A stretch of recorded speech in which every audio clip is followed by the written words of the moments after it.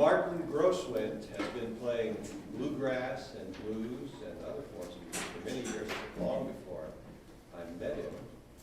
He began touring as a 17-year-old with Utah Phillips all over the country, and then decided, I guess, I never talked to him about this. He got serious and went back to college. He went to Brown.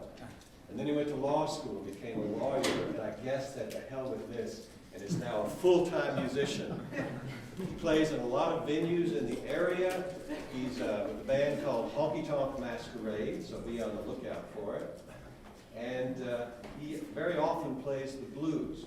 It was Sabina's idea. She said, we should get a blues band. And I said, well, I know a blues guitarist who is just right for this occasion.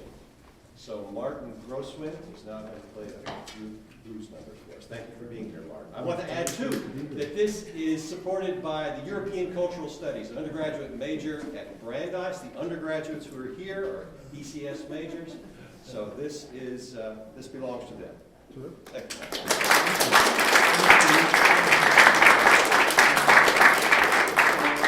Yes, well, I've been playing traditional music in various sorts for what they used to call folk music, and now they call roots music or Americana for, I hate to think how long, over 45 years now. And I want you to know that during that time, I've made literally hundreds of dollars.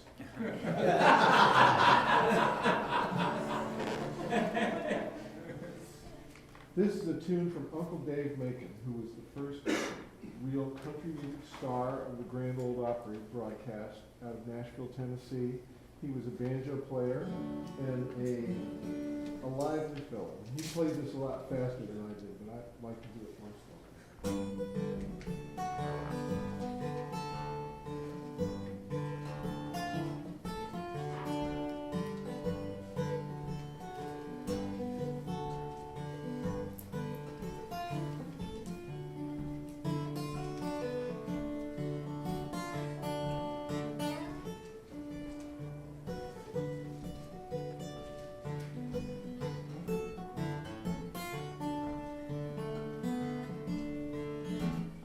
Woke up this morning with a pain in my head, so I crawled right back in bed.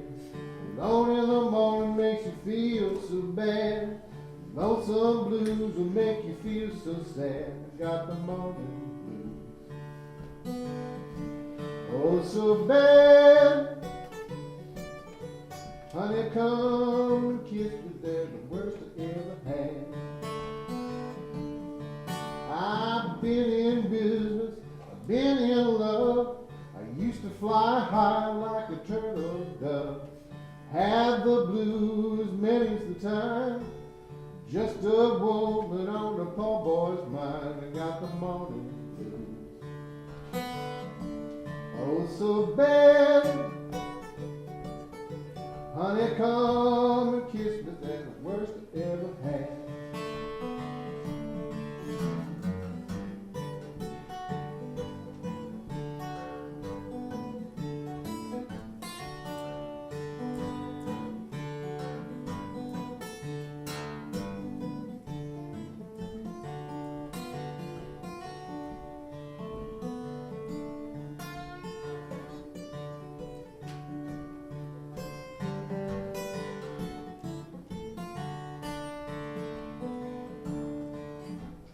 Nickels worth the grease, dimes worth the lard. I would buy more, but the times are too hard.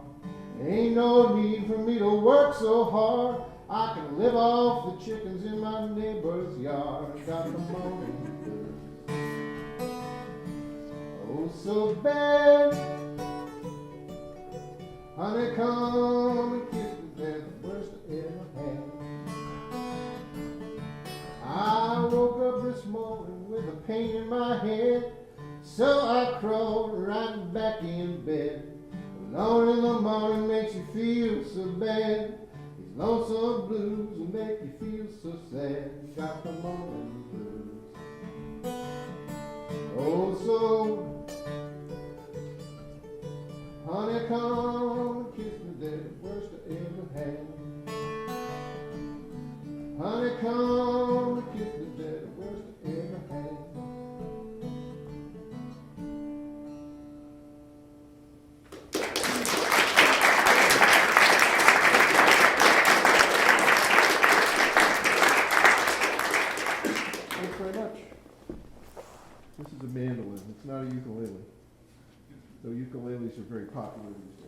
so just amazing.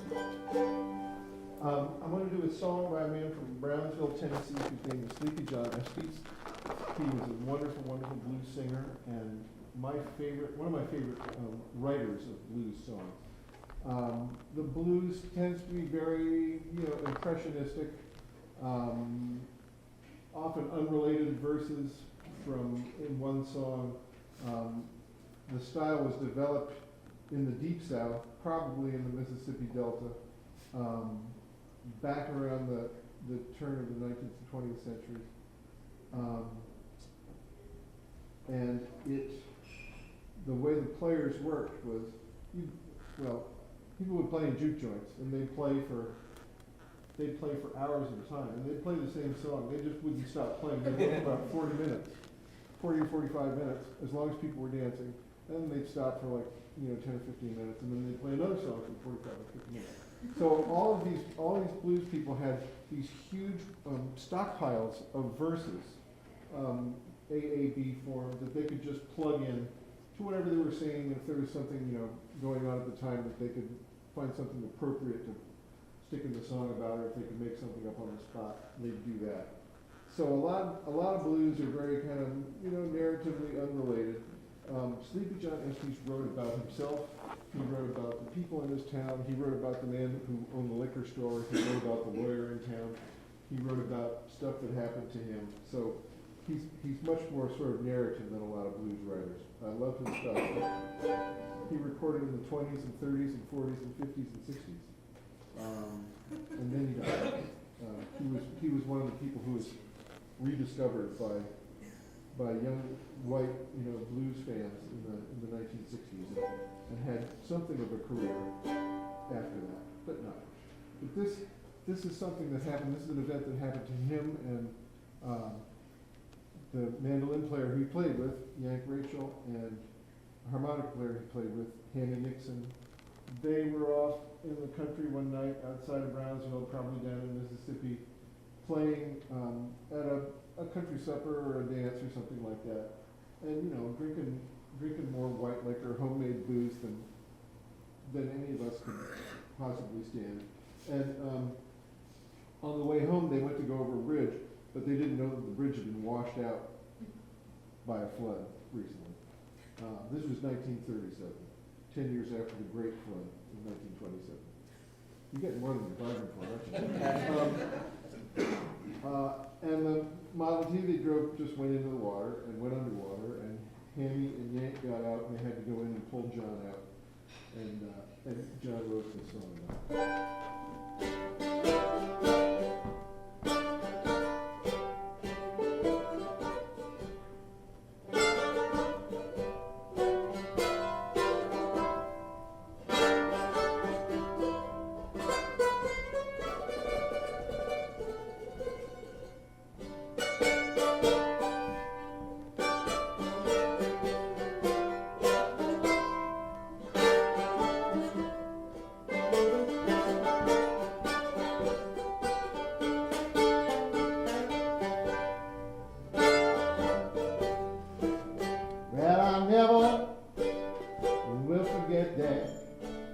Floating bridge,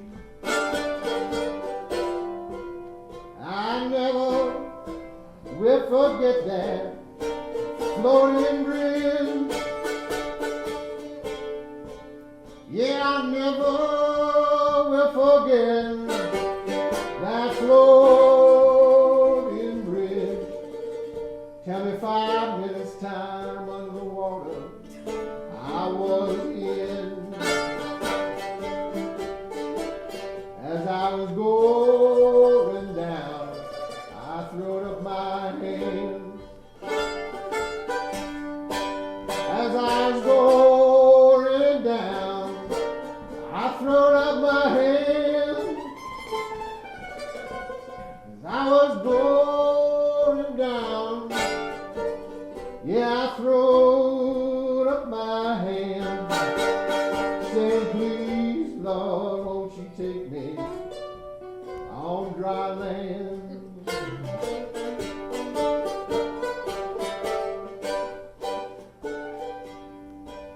Where they pulled me out laid me across the bank. Yeah, they pulled me out. They laid me across the bank. They pulled me out and they laid me across the bank. About a gallon and a half of muddy water I had drank.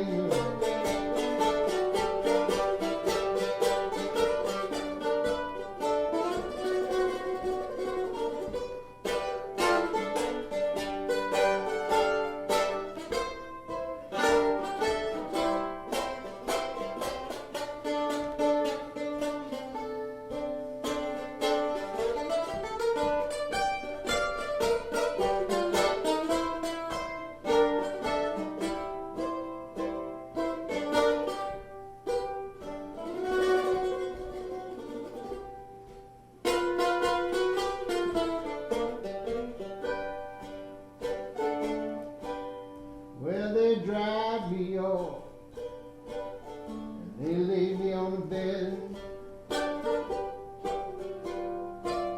Yeah, they dried me off and they laid me on the bed.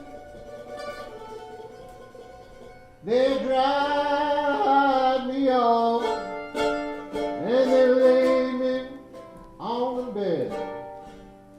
Couldn't hear nothing but muddy water running through my head.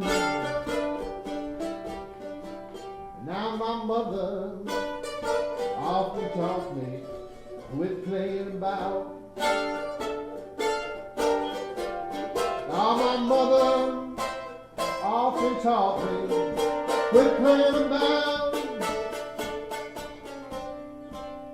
Yeah, my mother often taught me, son, quit playing about. Go on somewhere and grow yourself a crop.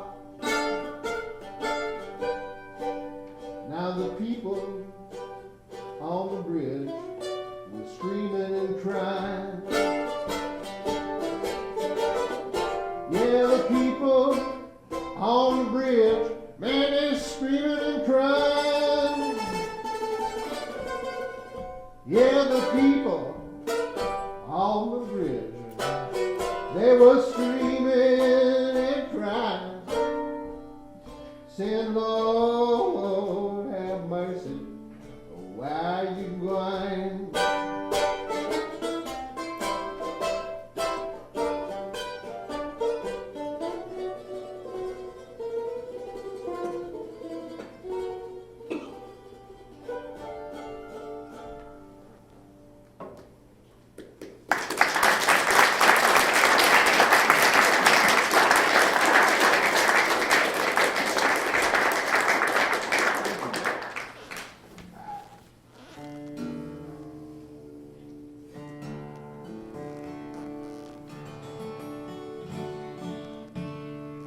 This is a song by Townes Van Zandt.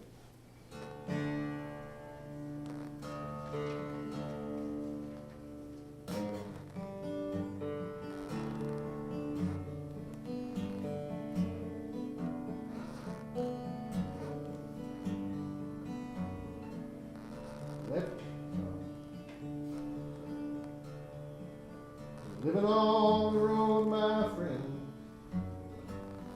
gonna make you free again. How you wear your skin like iron, your breath's as hard as kerosene. You weren't your mother's only boy, but her favorite one, it seemed. She began to cry when you said goodbye, sank into your grave.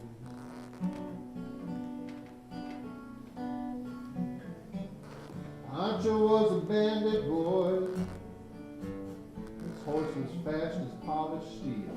He wore his gun outside his pants for all the honest world to feel.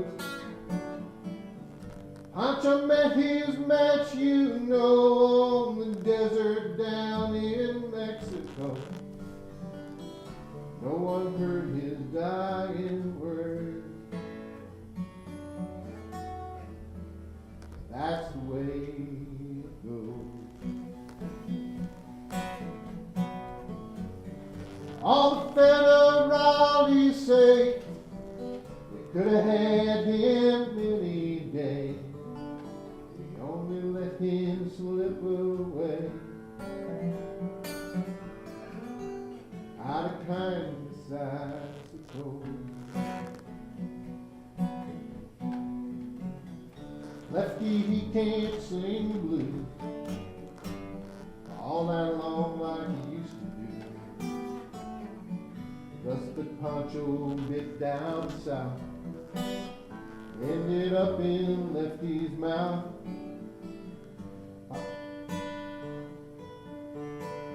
Oh Lord, it's terrible getting to do this here. Pancho needs your prayers, it's true. Save a few for Lefty too. He only did what he had to do. How it's grown. Sorry, now I remember the words. Day they left poor Pancho low. Lefty split for Ohio, where he got the bread to go. There ain't nobody knows. All the federales say could have had him any day. Only let him go so long. Out of kindness, I suppose.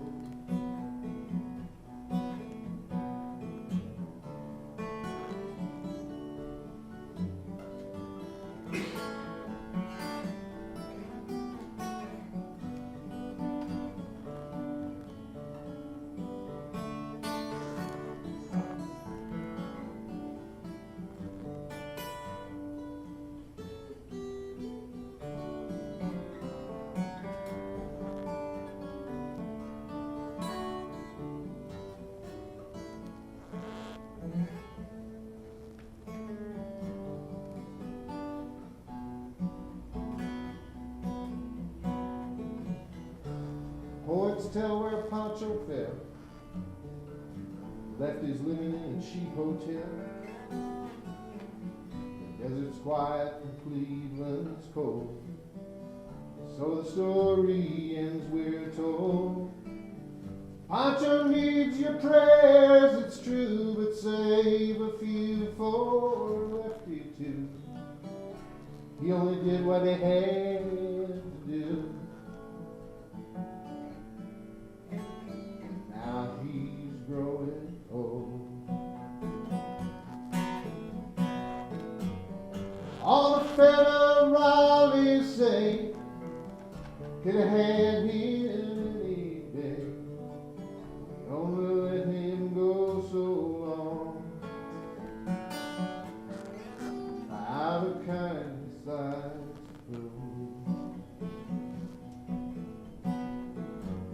A few brave federales say we could have had him any day. We only let him hang around. Out of kindness, I suppose. Out of kindness, I suppose.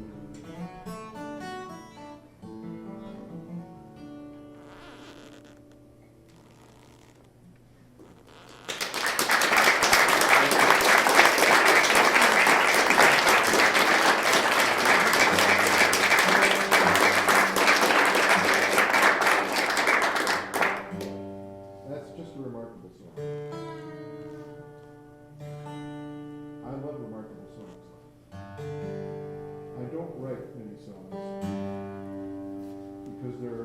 unremarkable songs in the world already. There's so many remarkable songs that need singing.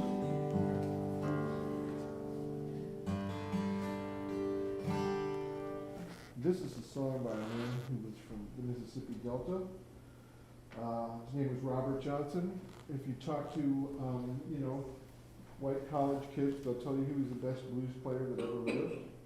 He wasn't. He was really good, but he was just one in a line. He learned from some of the early masters of the genre.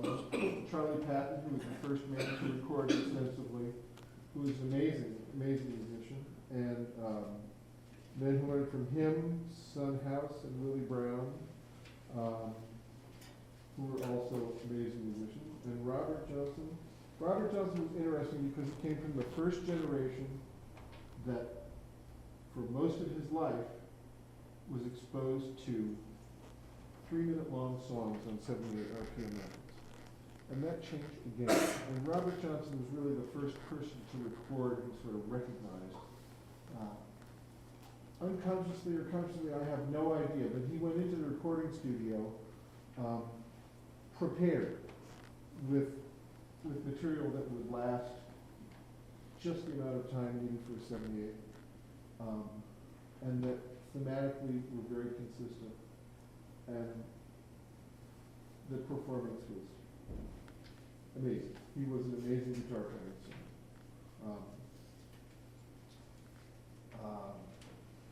He died at a very young age. John Hammond Sr. was looking for him for the Spirituals to Swing concerts at Carnegie Hall around 1940, and he didn't know it. They never found it. Johnson had already been dead for 2 years at that time. He died at the age of about 26, and he was poisoned. Somebody put poison in his whiskey because he was either making eyes at or messing around with the wrong woman. And he was playing a dance somewhere, and a jealous man put poison in his alcohol, and he died. So that adds to the mystique. When I was young and I listened to Robert Johnson, I heard everything from God to devil, and above and beyond and in between. Now I listen to him and I hear a kid. I hear someone who was not fully formed.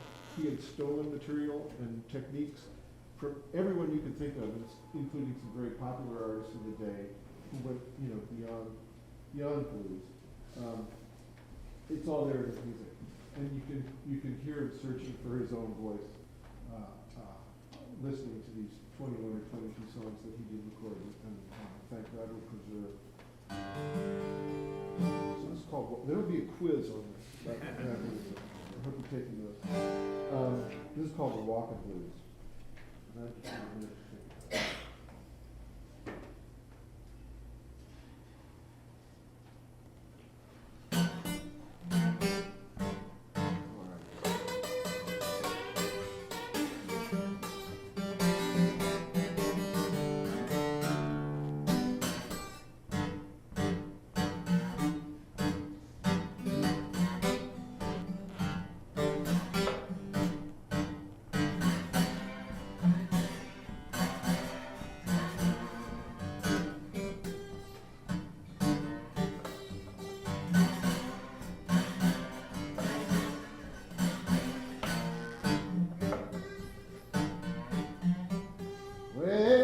Woke up this morning, feeling round for my shoes.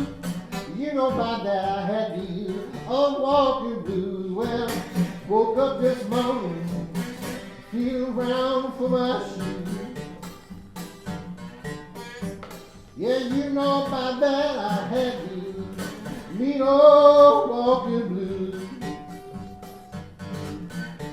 Well, I'm leaving this morning if I have to ride the blind. Been mistreated and I don't mind dying. I'm leaving this morning if I have to ride the blind. Yeah, I've been mistreated. Oh, baby, I don't mind dying. Well, some people tell me these old blues ain't bad. Worst old feeling I most ever had. Yeah, some people tell me these old worry blues ain't bad. Well, there's a worst old feeling I most ever had.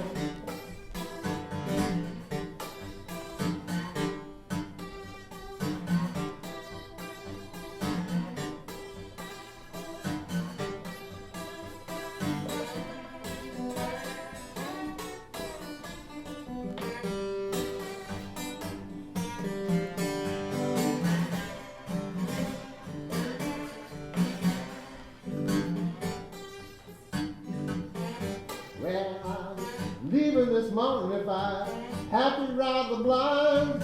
I've been mistreated and I don't mind dying. I'm leaving this mountain if I have to ride the blind. Well, I've been mistreated, baby, I don't mind dying.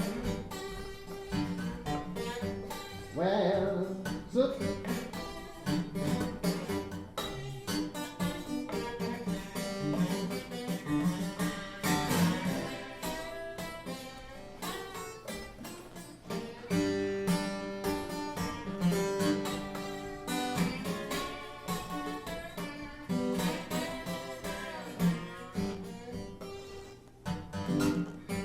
she got Elgin movement from her head down to her toes.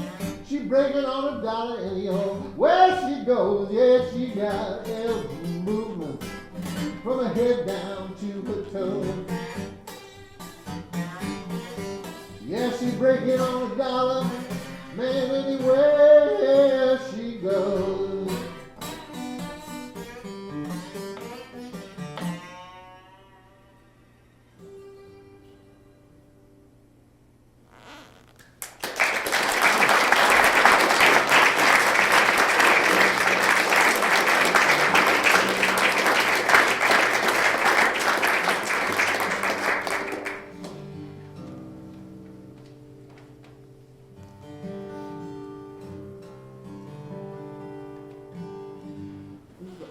This is something I wrote for a friend of mine named Jim Ringer, who was a wonderful singer and songwriter, who had a lifelong commitment to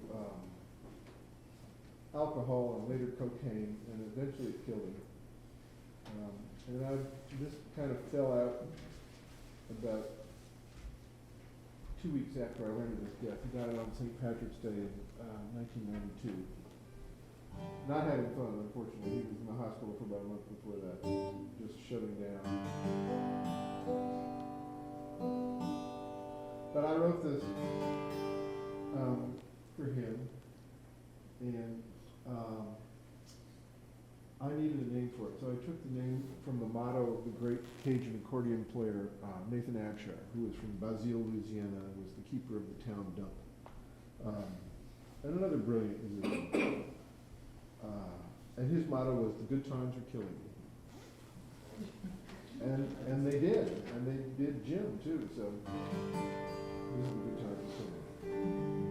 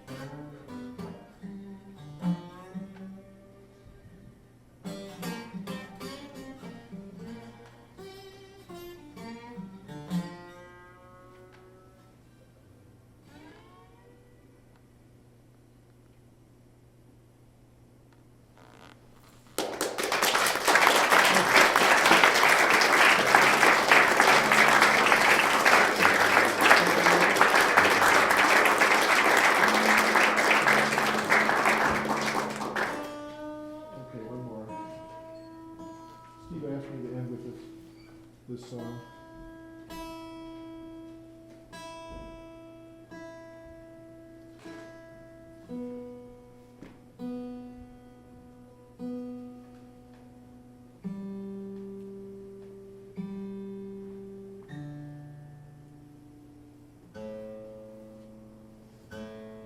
I tune because I care.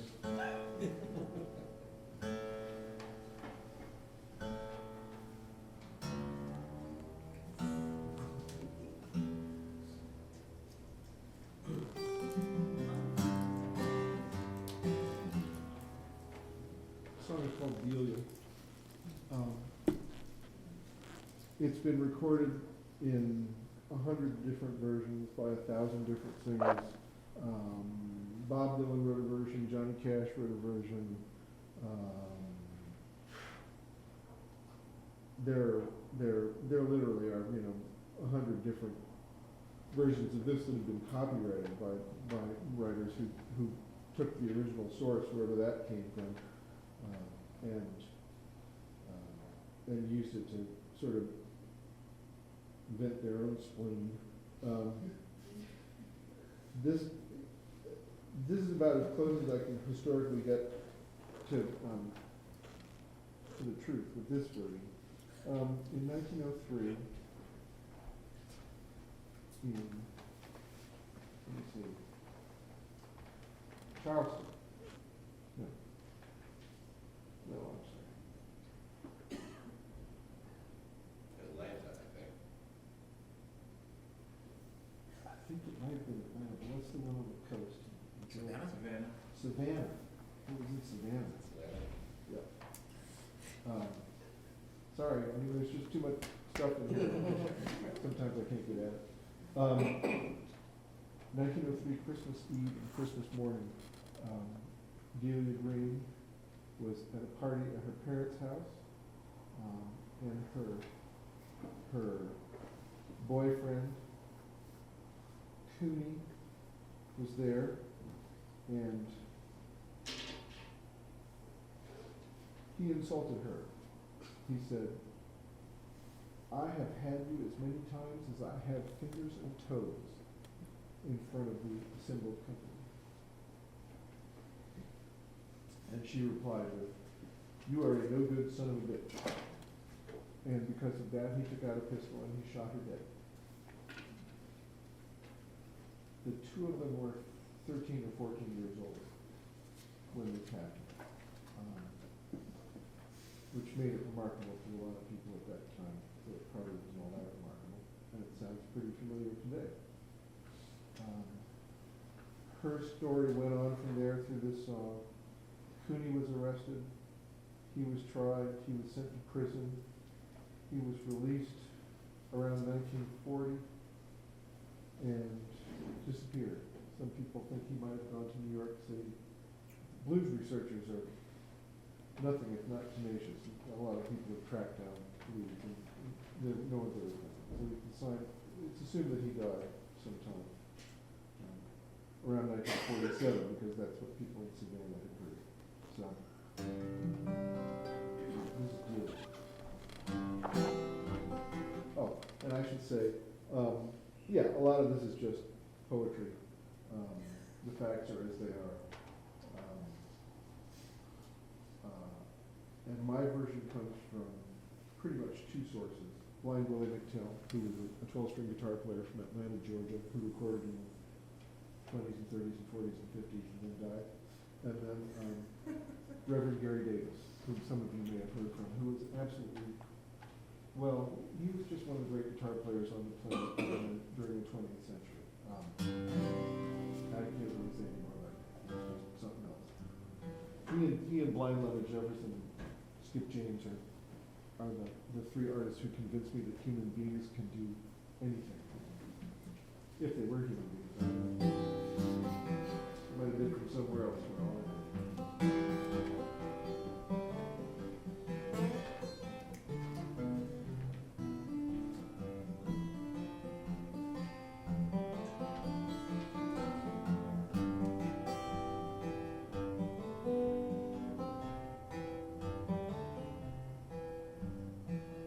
Delia Delia, Delia was a gambling girl.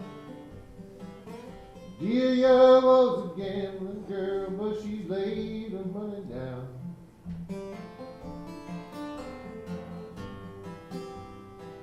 All I got is gone. Delia's mama took a trip out west. When she returned home, her Delia had gone to rest.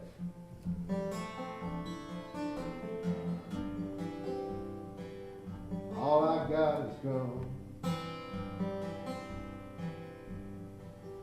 Delia's daddy weeps, Delia's mama moans. They wouldn't have felt so bad if their child had died at home.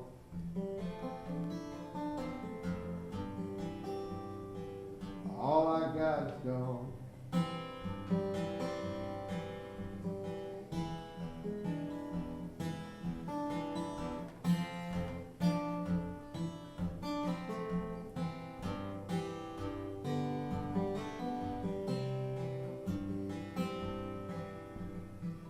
Judge said to cut it. What's this noise about? It's all them rounders, Judge. You know they're trying to cut me out.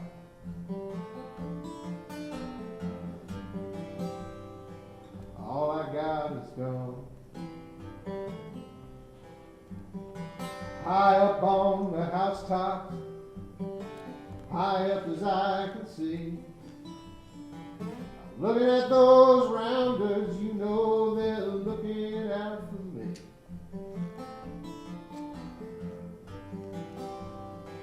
All I got is gone. And Cuddy asked the judge, what might be my fine? That judge said, poor boy, you done grown 99.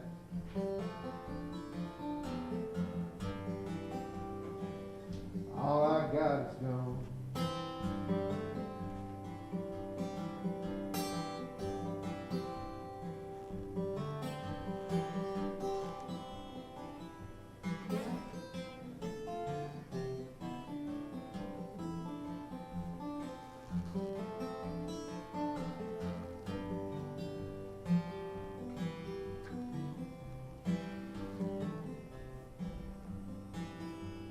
Well, bring out your hearses, your double-seated hacks. Taking Delia down to the graveyard and failed to bring her back.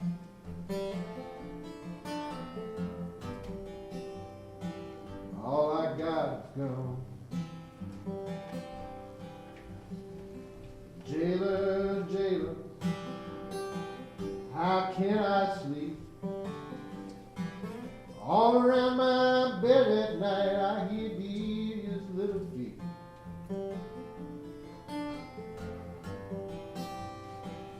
All I got is gone. Cuddy's in the jailhouse, drinking from an old tin cup. Delia's down in the graveyard, she never getting up.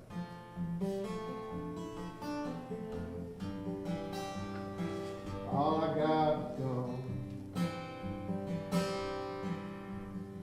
There's men in Atlanta trying to pass for white. Delia's down in the graveyard, 6 feet out of sight.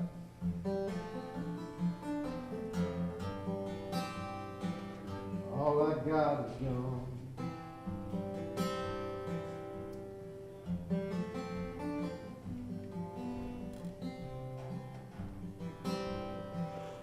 Delia, Delia, how could it be? Like all them other men, you never had no time for me.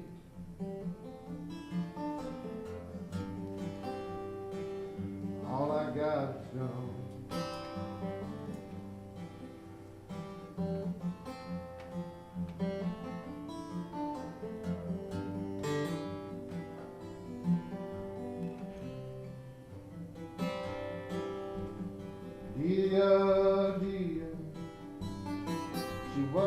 gambling girl. Delia was a gambling girl, but she's laid my money down.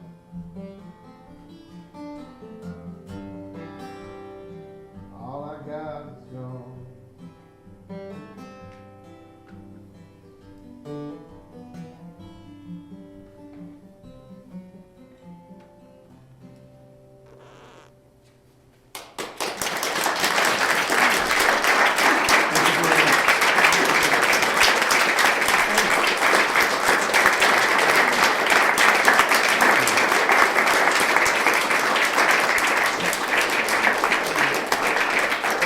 It's been a pleasure.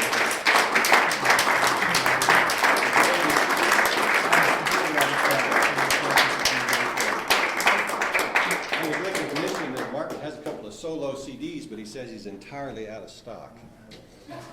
All in response, close to conversation. And payday. There's also an anecdote that goes with Delia. It goes like this. He was playing about 5 years ago at the synagogue where my wife is an education, director of education. And I don't know if I'd ever heard this song before, but I was completely and utterly enraptured. And I knew that I was having an actual aesthetic experience and not a professorial experience. Someone thinking about art. So I thought, my God, this is something. And I kept thinking about it. It's so tragic. And I wondered what I was thinking about. So I called up Tom Quinn and I said, I've been thinking about the tragic. Actually, there's another step. I thought, well, I don't know what I think about the tragic. So I'll run a panel on the tragic. So I put out a call for papers. And Mark Roach responded, and Rob Pirro responded, and a couple of other people, including Walter Sokel, responded. And we had this panel, and it went really well, I thought. And I still didn't know what I thought. Then I called Tom Quinn to find out what I thought. And I also called up another friend. Why didn't you call me?